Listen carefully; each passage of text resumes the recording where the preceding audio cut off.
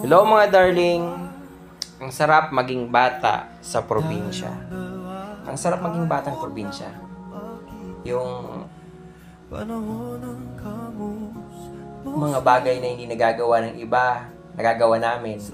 Tulad ng paghahabulan sa palayan, paglalaro, paliligo sa palayan, sa mga tubig na umaagos. Tulad ng ganyan, no? Iyan ang isa sa pinakamasarap na naranasan namin nung bata pa kami. Yung paglalaro, lalo na kung umuulan. Simpleng ganyan, ang sarap-sarap na sa feeling namin. Ang sarap-sarap sa pakiramdam namin. Parang nasa mundo kami na walang problema. Kasi alam naman natin, lahat ng bata, siyempre lahat laro ang nasa isip.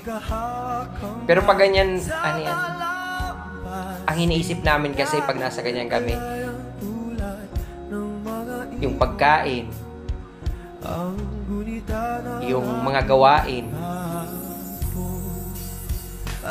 Sa sandaling ganyan, nakakalimutan namin kung saan kami kuha ng pagkain.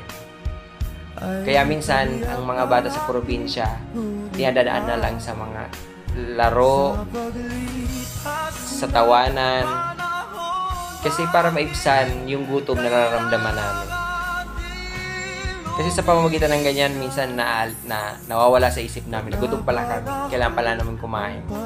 Kasi minsan alam namin na wala kaming makakain, kailangan pa namin manghiram ng bigas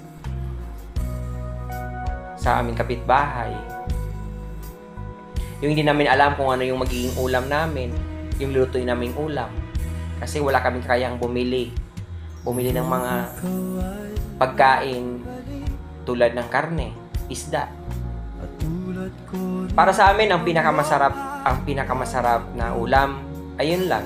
Ang alam namin yung gulay. Yung gulay kung saan namin kinukuha. Sa tabi-tabi lang. Tulad ng kangkong, gabi, daon ng gabi, papaya.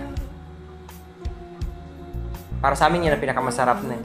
Kasi hindi namin natitikman yung mga tulad ng fried chicken, yung isda.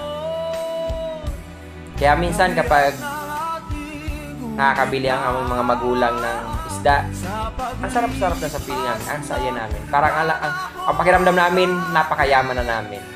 Kasi bihira namin makain yun. Ang sarap ng buhay sa probinsya. Ang sarap maging batang 90s.